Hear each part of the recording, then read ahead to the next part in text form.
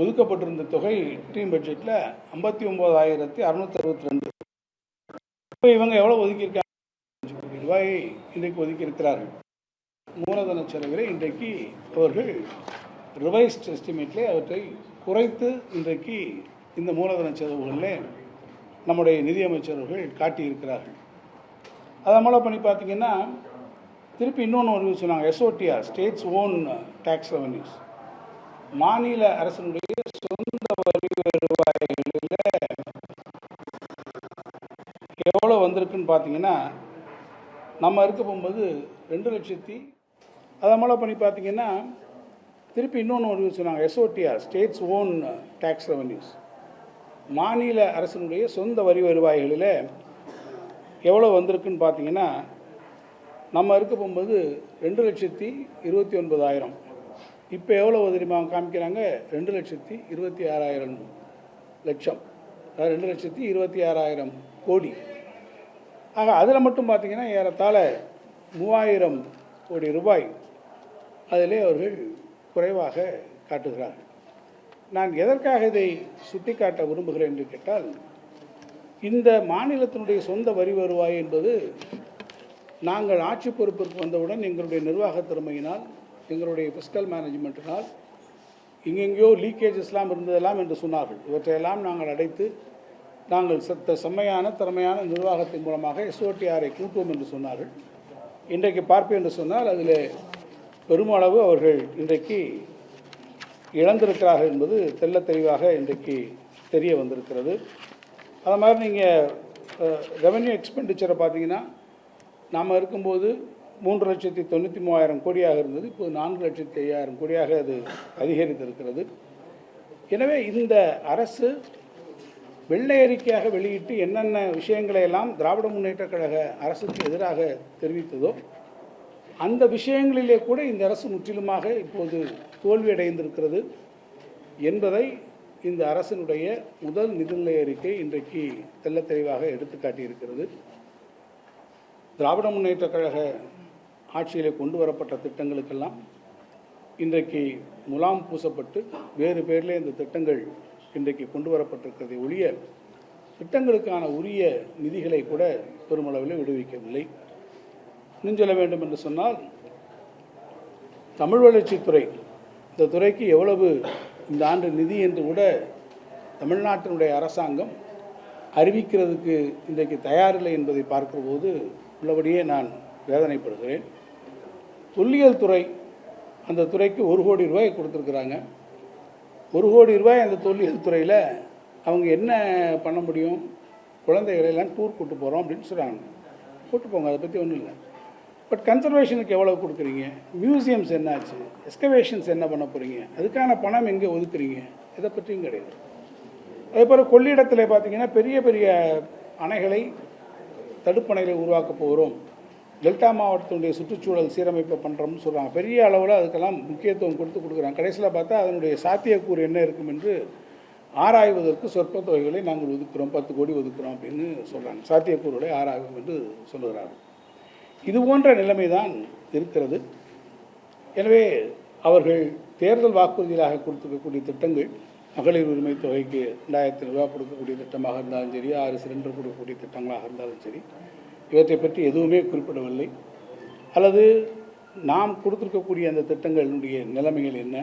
கலைஞர் வீடு வழங்கும் திட்டம், அதற்கு வேறு பேர் இன்றைக்கு மாற்றி அறிவிக்கிறார்கள்.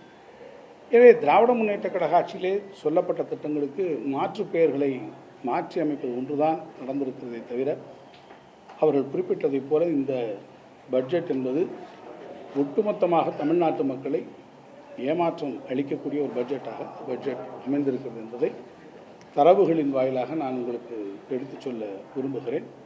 அதேபோல் பள்ளிக்கல்வித்துறைக்கு கொடுக்கப்பட்டிருக்கக்கூடிய நிதி குறைக்கப்பட்டிருக்கிறது என்பதையும் சுட்டிக்காட்டியிருக்கிறார்கள்.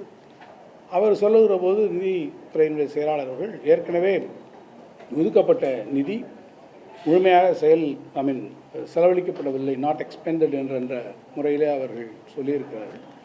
ஒதுக்கப்படக்கூடிய நிதி இருக்கும், அந்த சூழ்நிலையில் ஏதாவது ஒரு காரணங்கள் வந்திருக்கலாம், அந்த காரணங்கள் வாயிலாக அது தடைபட்டிருக்கலாம்.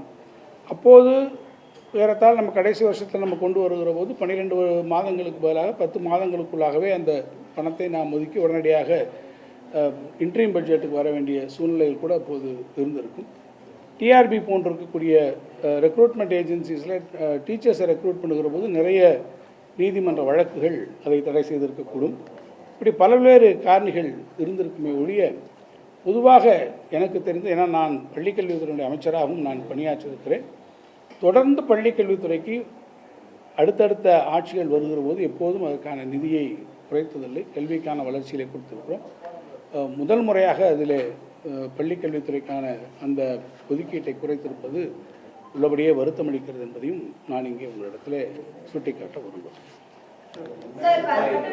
மகளிர் உரிமை தொகை 2500 ரூபாய், அதே மாதிரி 6 சிலிண்டர், வேலையில்லா பட்டதாரிகளுக்கு 4000 ரூபாய் உதவித்தொகை, இது மாதிரியான விஷயங்களை தான் மக்கள் எதிர்பார்த்தாங்க அந்த பட்ஜெட்ல. ஆனா அதை பத்தின மூச்சையே விட முடியாத ஒரு பட்ஜெட்டா இது இருக்கு அப்படின்னு சொல்லிட்டு பல்வேறு அரசியல் பிரமுகர்கள் இப்ப குற்றச்சாட்டு வச்சுட்டு இருக்காங்க. உங்களுடைய கருத்து என்ன? நீங்க என்ன சொல்ல நினைக்கிறீங்க? அதுதான் எல்லாருக்கும் பெரிய ஏமாற்றம். ஏன்னா இந்த பட்ஜெட்டை பற்றி மிகப்பெரிய அளவில் அவங்க ட்ரம்பட்டிங் பண்ணாங்க.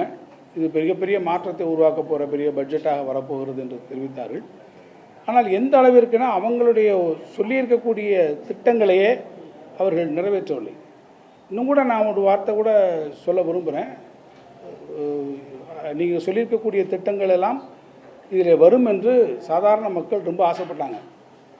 மகளிர் உரிமை தொகை 1000 ரூபாய் நீங்கள் வழங்குகிறீர்கள், அவர் 2500 ரூபாய் கொடுப்பதாக சொல்லியிருக்கிறார்களே என்று நிறைய பேர் அது வரும் என்ற மிகுந்த ஆவலிலே இந்த ஆட்சிக்கு ஆதரவான மனநிலையை கூட இருந்திருக்கக்கூடும்.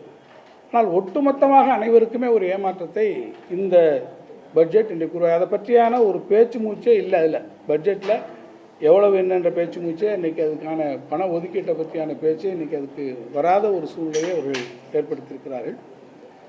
இன்னும் கூட நான் ஒன்று சொல்லுங்க, நான் பட்ஜெட் அவர் படிக்கும்போது பார்த்தேன். ஒரு இடத்துல சொல்கிறாரு, ஆற்றங்கரை நாகரிகங்கள் நம்முடைய இதில் எங்கே வளர்ந்து வருகிறது அப்படின்னு பார்க்குறாரு. நிதியமைச்சர் சொல்லுகிறார், இன்கா நாகரிகத்தை பற்றி சொல்லுகிறார், மெசமடோமியாவை பற்றி சொல்லுகிறார், முகஞ்சதாராவை பற்றி சொல்லுகிறார். ஆனால் உங்களுக்கு பக்கத்தில் இருக்க கீழடியில் வைகை ஆற்றின் நாகரிகம் தழைத்து ஓங்கிய தமிழ் மண்ணிலே வைகை ஆற்று நதியிலே வந்திருக்க கீழடி நாகரிகத்தை பற்றி அங்கே இடம்பெறவில்லை. அதற்கு பக்கத்தில் இருக்கக்கூடிய பொருணை நாகரிகம், அந்த நாகரிகத்தை பற்றி இடம்பெறவில்லை. வைப்பாற்றங்கரை நாகரிகம், நம்முடைய பள்ளிக்கல்வித்துறை அமைச்சர் கூட அண்மையிலே மலையடிப்பட்டி எஸ்கவேஷன் சைட்டுக்கு போய் பார்த்தார். அகழ்வாய்வு பணிகளை எல்லாம் போய் பார்த்துட்டு வந்தார். அது அமைந்திருக்கக்கூடிய வைப்பாற்றங்கரை நாகரிகத்தை பற்றி ஒரு வார்த்தை இல்லை. தமிழ்நாட்டினுடைய நாகரிகத்தை, பண்பாட்டை, கலாச்சாரத்தை கூட முன்னிறுத்த வேண்டும் என்கின்ற ஒரு அடிப்படை உணர்வு இல்லாத ஒரு நிதிநிலை அறிக்கையாக இந்த நிதிநிலை அறிக்கை அமைந்து விட்டது என்பதுதான் வருத்தத்துக்குரிய விஷயமாக இருக்கிறது.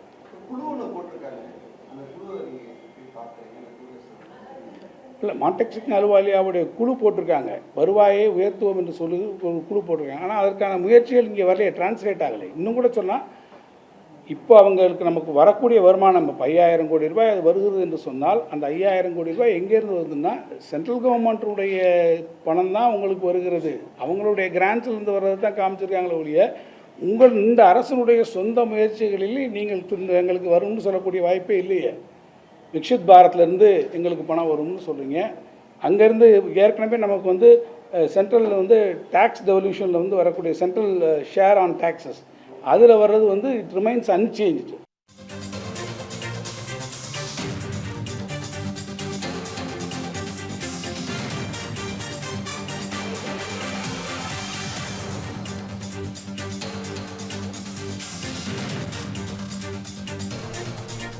சென்னை அண்ணா அறிவாலயத்தில் முன்னாள் அமைச்சர் தங்கம் தென்னரசு செய்தியாளர்களை சந்தித்தார். அந்த காட்சிகளை நாம் பார்த்தோம்.